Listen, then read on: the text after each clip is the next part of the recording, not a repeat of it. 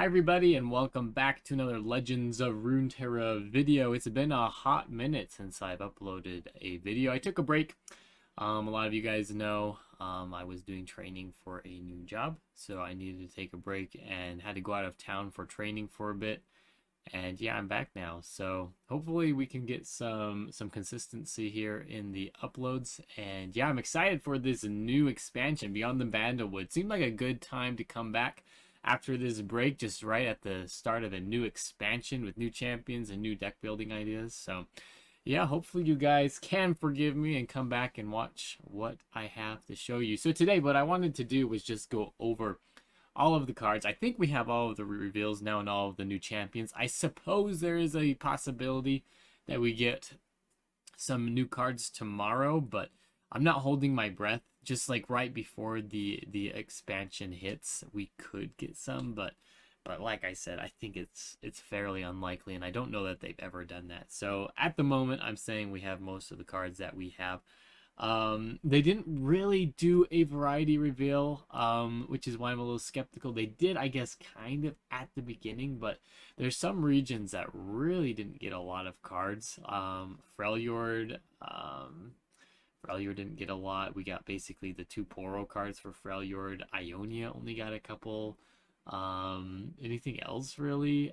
Targon really only got a couple, and then there were some regions that just seemed like they got a ton of cards. And a ton of new reveals, and I mean that goes without saying, just because of the dual regions now, between Bandle City and all of the other regions, and so there were a lot of, I guess, double region like champions just because they were also Bandle City and that same region. So Shadow Isles and Shurima, so which is kind of interesting as well, because they were just barely the regions that got the new champions, the most recent with Akshan and Viego. So it's kind of interesting that they decided to do that rather than adding to some of the other regions first. But yes, anyway, I'm just going to give my overall impressions of these archetypes and of the champions that were revealed along with their packages. I'm not going to go through every card, but just basically what I'm most excited for and what I see potentially being strong decks, and also, I guess, which ones I just find to be the most entertaining and potentially fun. So yeah, let's just go ahead and start off at the bottom here. I mean, they have these champions that were already revealed, right? I mean, we already had them in the games. We had Teemo, Fizz, Lulu, and Heimerdinger. They just added the dual region to those cards, and some of them, like Teemo, got, extra support for his package, which probably necessary, since he was basically the one that was the champion out of all of those that was basically, backed into a corner with how he needed to build decks and function. You basically had to run every card in his package to make him operate efficiently. And I mean, I do like that they added new cards in Bandle City that synergize with Teemo, so that we don't necessarily need to run him with Piltover and Zon. And yeah, I like that. And these other cards, basically, they could operate outside their regions. They're fair. Well, maybe besides Lulu, I guess. Lulu, potentially, just because she needs the support cards. But, I mean, I don't know. It's kind of hard to say with Lulu, to be honest. Fizz, however, and Heimerdinger both can operate outside just because they're level ups. Conditions, they don't need it. They aren't region specific. They're both to do with spells and creating turrets, and Fizz just using spells and leveling up. So I mean, they're not very region specific. You can fairly easily, build a spell sort of deck with Fizz and Ionia or something if you really wanted to. All right, so that's all I'm going to say about that. I like that we got some extra cards for Teemo to have him operate outside Piltover's on. And we got some pretty cool extra cards here, like Ava Chiva, Aloof Travelers, Sneaky Wump is pretty funny, the Puff Cat Pup. Really like all these cards, and the designs for that matter. Yeah, we could talk a little bit about this Proto Poro and Poro Sled. Actually, pretty strong cards here, and we, I think, get some hints here at Gnar being released eventually. I thought it would be this expansion just because we got this one so early on, but I mean, Proto Poro, Gnar is like the Proto Yordle, And even if you look at this card art, you can see here that there's some, you know, I guess native looking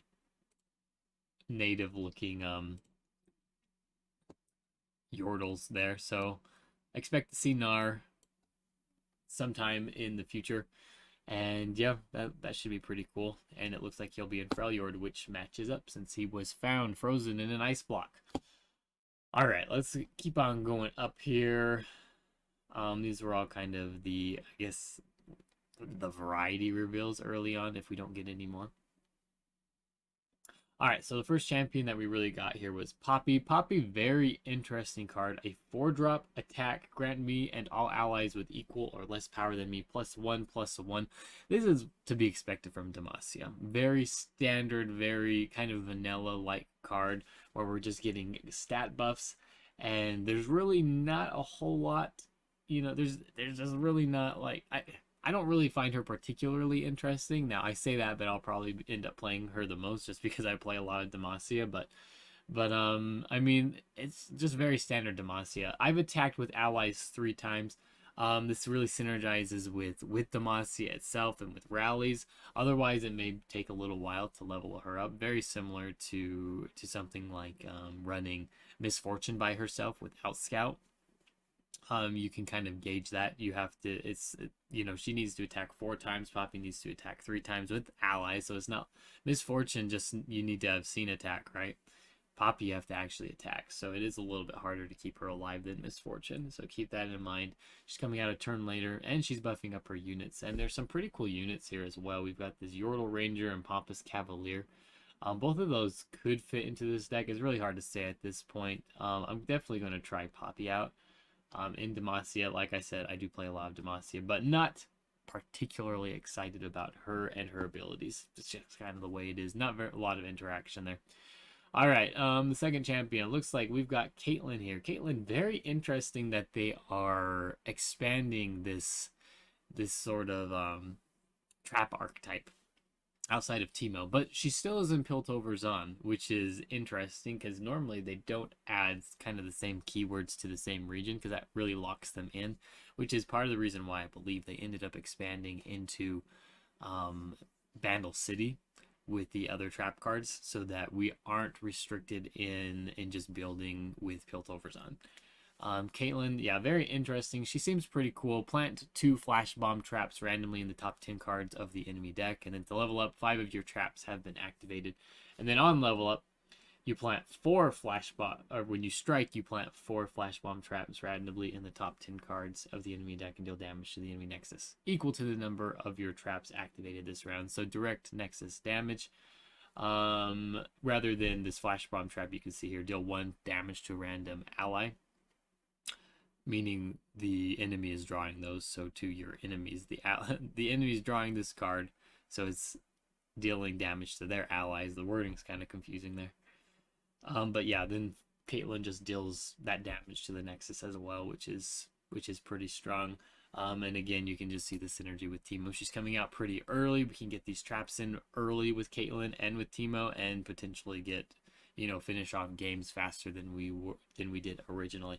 I wonder if we could fit this sort of archetype. I guess like it was the Ezreal Teemo archetype. I wonder if we could make something similar with Teemo, Caitlyn, and Freljord rather than Bandle City, and just kind of keep the same sort of cards. That could be interesting.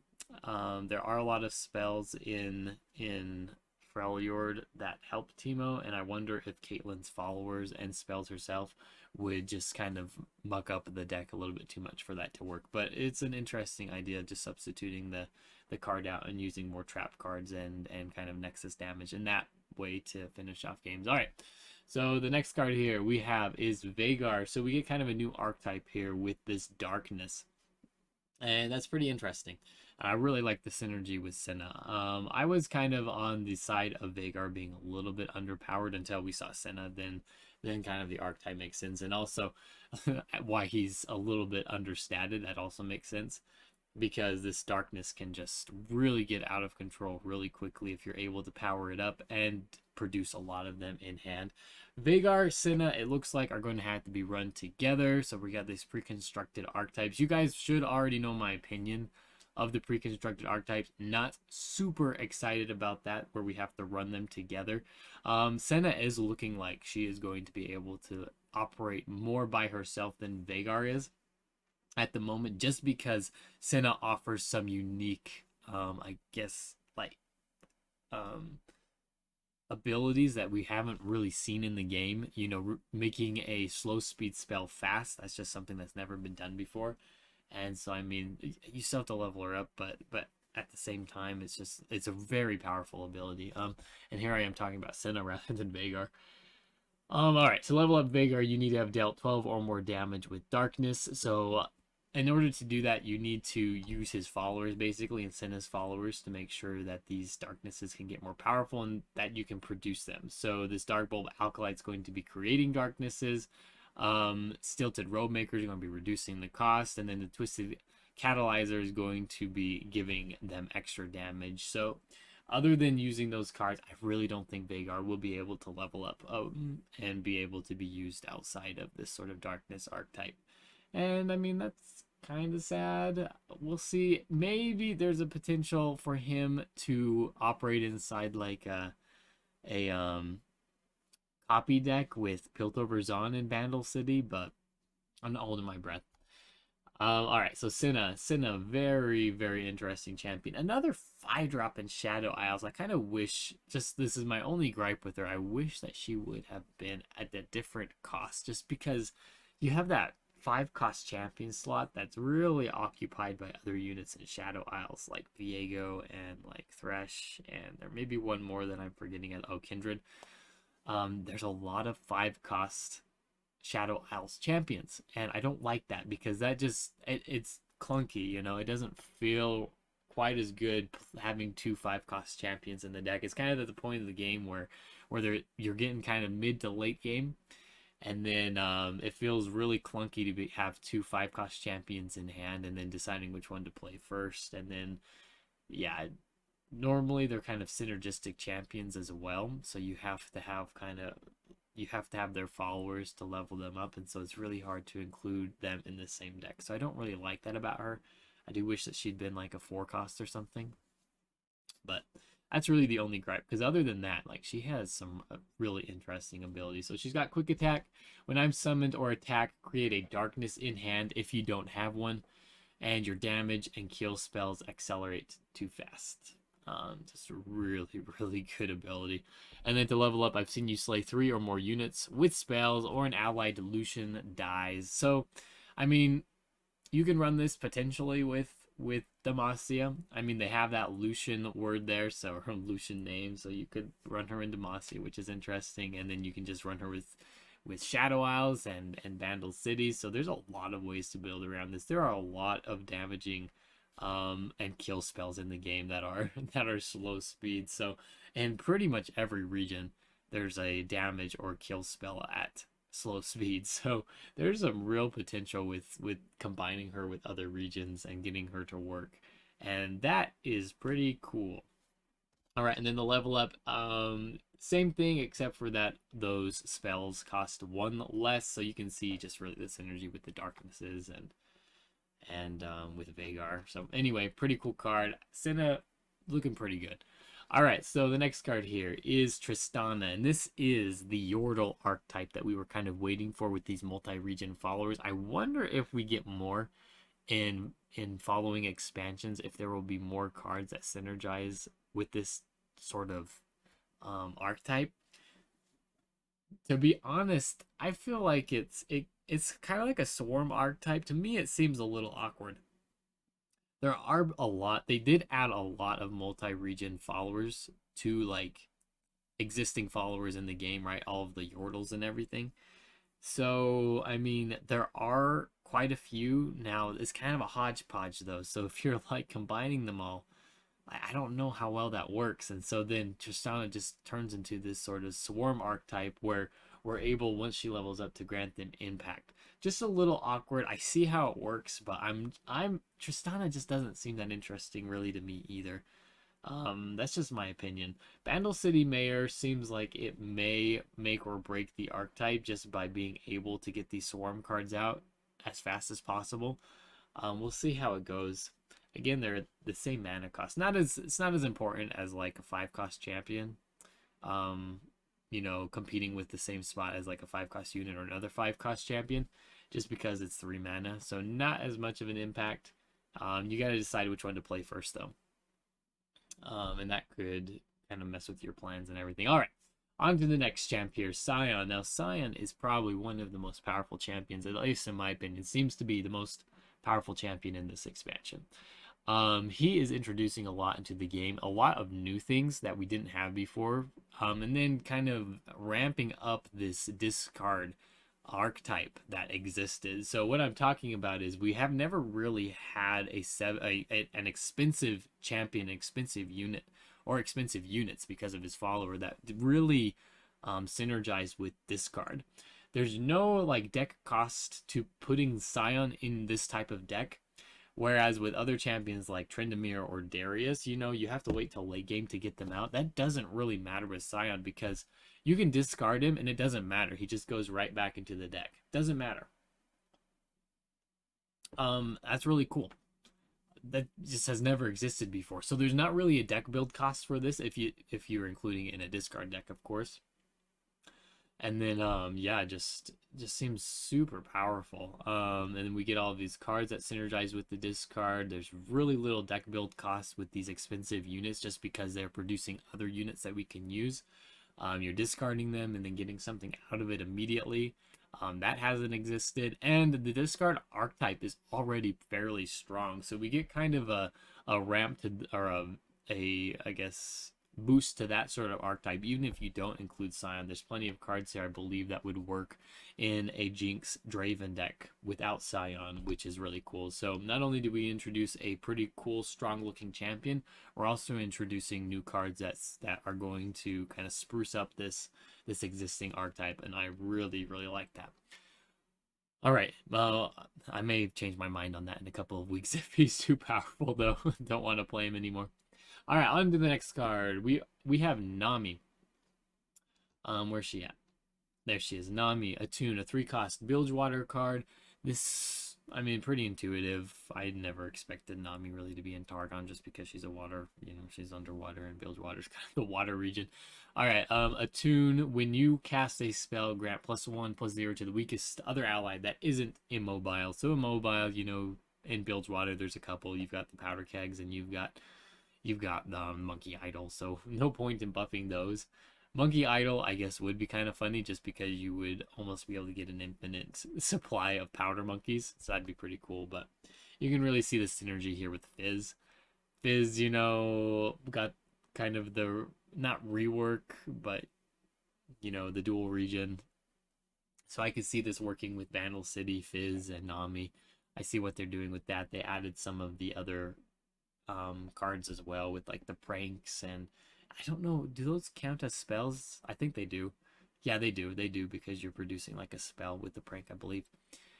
Yeah, you gain 7+ spell mana this game. This counts as rolling over your mana as well, and she doesn't need to see it, so she's going to level pretty darn fast. A lot of times not by turn 3, but maybe by turn 4, turn 5, before you even have drawn her or put her down, she's going to be leveled up. And then her level up again when you cast a spell, grant +2/+1 to the weakest other ally that isn't immobile. So there's a lot of ways to build around this, and there has existed a lot of I guess these sort of spell archetypes with Fizz. Something like Fizz and Freljord. You can do Nami Freljord. There's a lot of chief spells. There's a lot of like spells that produce other spells like Three Sisters, that sort of thing that you could really use to buff up your units. And it's kind of an elusive package as well. A lot of elusive units that you're going to be able to buff and deal a lot of damage to. So this could potentially be ran with Ionia as well. Just seems like a pretty versatile card, to be honest. The spell mana condition, you know, it doesn't really matter if you run Attune units if you're using your mana properly. So it's fairly easy to level her up even if you don't have a tune. So she just fits in a lot of different decks, and there's a lot of ways to build around Nami. So pretty cool champion as well. Pretty hot on Nami. I like that quite a bit. All right, next one. We finally get the Ascended champion we've been waiting for, and I was hoping that it would be kind of a buff to the Ascended archetype. I don't know if this is going to be enough, to be honest. I thought we needed a little bit more control. We do get it in the form of Xerath, but I don't know that it's going to be quite efficient enough early on in the game in order to control enough. Just we'll have to wait and see. It undoubtedly buffs the Ascended archetype just by giving us more Shurima cards, and we even have Akshan that we could potentially use as well. But yeah, I don't know. It's hard to say. The Ascended archetype and the what's it called? The Sun Disc just has never really been very good, and there's going to definitely be people messing around with it. And we got individually here a lot of pretty good cards with Xerath. I expect him to be fairly strong, especially with Ziggs, since, you know, he was already looking pretty strong, I thought, just on his own in this sort of landmark archetype. And then we added Ziggs, who's also from Shurima. I guess I'll evaluate them together. We got some, I guess, Bandle City landmarks for Shurima to work with Ziggs. Thematically, I think a lot of you also share my sentiment here that Ziggs does not belong in Shurima. I don't really understand that. I don't think there's any lore aspect.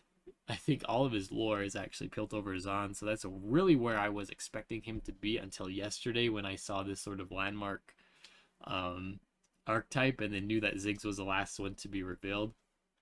We'd already had a couple of Piltover Zahn champions, and then Ziggs in game destroys turrets. So, I mean, it makes sense from like an ability standpoint that they're matching him with Xerath. Xerath himself really doesn't have any sort of landmark synergy, like not synergy, landmark like removal sort of abilities in League of Legends. So it's interesting that they paired the two together in Shurima.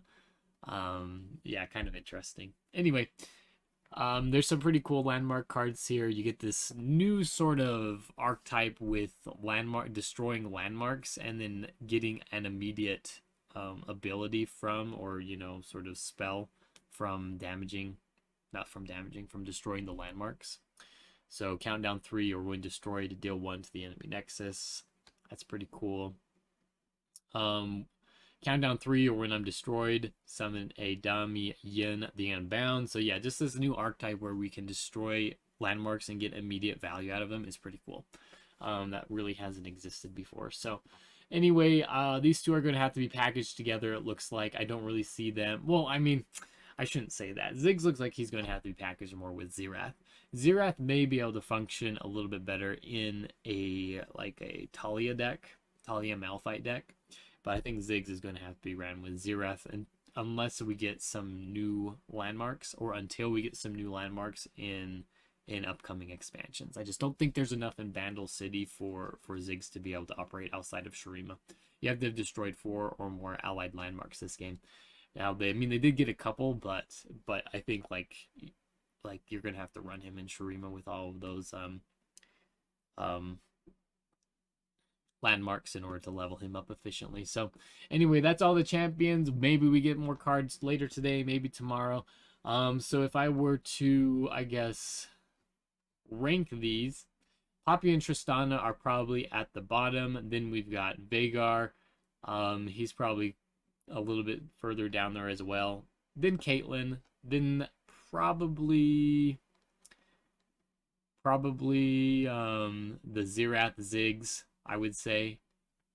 Yeah, Xerath Ziggs, and then Nami and Sion at the top. Did I miss anybody? I think that's about it. Yeah, Nami and Sion at the top. Those look like to be the most interesting champions to me. So there's a lot to work around with here. I mean, there's a lot of followers I didn't go over. Yeah, tell me which ones you guys are most excited to build around. Which ones do you see being the most powerful and occupying the meta? I think it's going to be Sion, to be honest. But anyway, that should be about it And hopefully we will come at you tomorrow with some new decks and some new gameplay. So until then, have a great day, and thanks for watching.